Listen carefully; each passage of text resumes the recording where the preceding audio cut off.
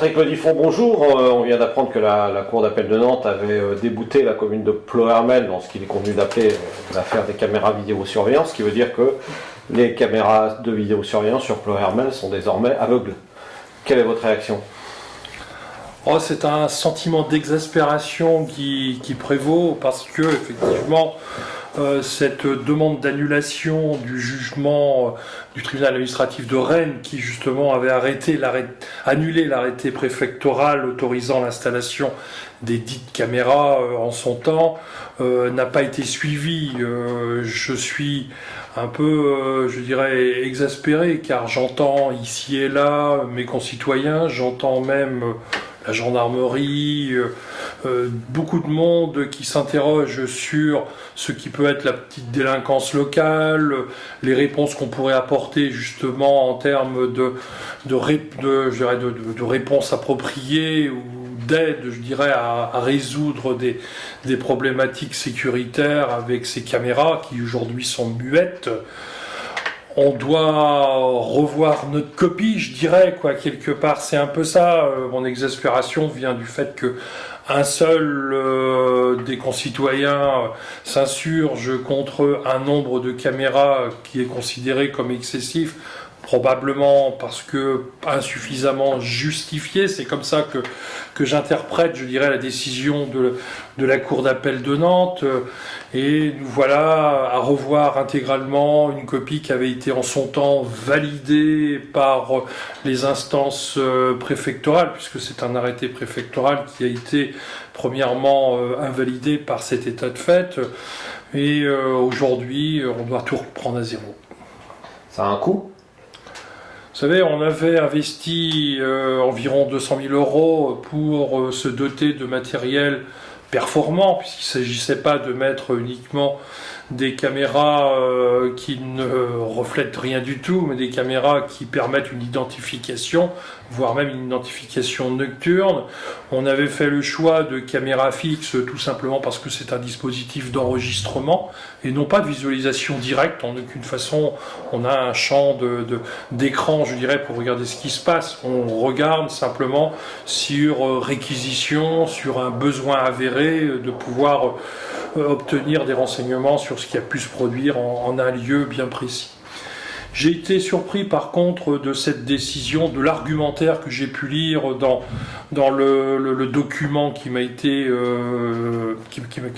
parvenu de la Cour administrative d'appel de Nantes, qui fait état où il y a une certaine différenciation. Par exemple, les médiathèques, on trouve tout à fait normal, c'est justifié d'avoir une caméra au regard d'un article de la sécurité intérieure. Et à côté de ça, une école, c'est pas du tout justifié de la même façon, puisque visiblement, il nous faut véritablement argumenter qu'une caméra s'avère nécessaire à la protection d'un accès à une école. Pour revenir un petit peu sur le fonctionnement de ces caméras donc enregistrent des scènes de la vie quotidienne, mais qui ne sont pas visionnées en temps réel, c'est sur demande des forces de l'ordre éventuellement, enfin. Absolument. Il faut savoir, c'est un système d'enregistrement.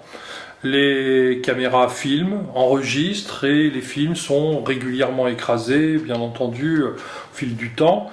Mais on ne peut justement les regarder que sur réquisition, que si, à l'occasion, je dirais, d'un fait avéré, il y a une demande notamment de la gendarmerie, et principalement de la gendarmerie, de pouvoir visionner les caméras en ces lieux de façon à pouvoir procéder à une identification de personnes ou justement d'une aide à l'enquête. On peut le faire uniquement sur cette réquisition et pas autrement. Donc il y avait quand même une certaine protection de la vie privée qui était assurée par le dispositif retenu. Ces caméras de vidéosurveillance, puisque c'est vraiment le terme consacré, ont un rôle principal de vidéoprotection à ce titre-là, puisque c'est pour justement contribuer à la sécurisation des biens et des personnes de nos concitoyens. C'est uniquement dans ce but-là. Est-ce qu'elles ont déjà permis d'élucider des affaires de délinquance sur Ploërmel ? Oui, très régulièrement. Oui, très régulièrement, notamment des faits avérés qui ont pu être justement véritablement élucidés à la demande de la gendarmerie qui, sur réquisition, on regarde les caméras ici et là pour permettre d'orienter des enquêtes sur des faits que l'on considère comme justement délictueux. D'accord. Et si ces caméras n'avaient pas été là, ces faits de délinquance n'auraient pas pu être élucidés. Tout à fait. Sans caméra, on n'avait pas d'éléments probants permettant de confondre des personnes, permettant justement d'apporter une preuve matérielle de ces personnes. Alors aujourd'hui, il m'a même été rapporté d'ailleurs qu'il y a des choses qui se passent aujourd'hui à Plouermel parce qu'il est connu, c'est connu que les caméras sont muettes, donc inefficaces, et aujourd'hui ça ouvrirait à une certaine augmentation de la délinquance locale. D'accord. Et maintenant, alors, si je peux dire, qu'est-ce qui va se passer Alors pour moi, faire un recours, je dirais, en cassation au Conseil d'État reprendra encore 1 an, sinon plus, bien entendu, au moins 1 an. Je compte proposer au Conseil municipal de prendre acte de cette décision, évidemment, de la Cour d'appel et de redéposer un nouveau dossier en étayant les choses sans doute différemment, peut-être en diminuant le nombre de sites, mais en tout cas en ayant un travail, en accentuant, je dirais, la justification de ces outils à tel endroit, disons, travailler beaucoup plus sur une pertinence beaucoup plus avérée pour redéposer un dossier, et je compte bien l'obtenir, comme de multiples villes d'ailleurs en France aujourd'hui travaillent sur ce modèle. Oui, c'est déjà un modèle qui est couramment utilisé dans... Voilà, on nous accuse en quelque sorte d'avoir été exagéré sur le nombre, puisque c'est 40 caméras sur 25 sites, mais je rappelle, caméra fixe. À la place de caméra fixe, on peut imaginer un dôme.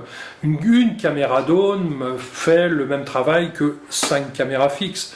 Mais seulement, je dirais, quand on enregistre des images, la caméra dôme ne rend pas le même rendu qu'une caméra fixe qui, elle, filme en continu un secteur bien précis, et non pas en rotation.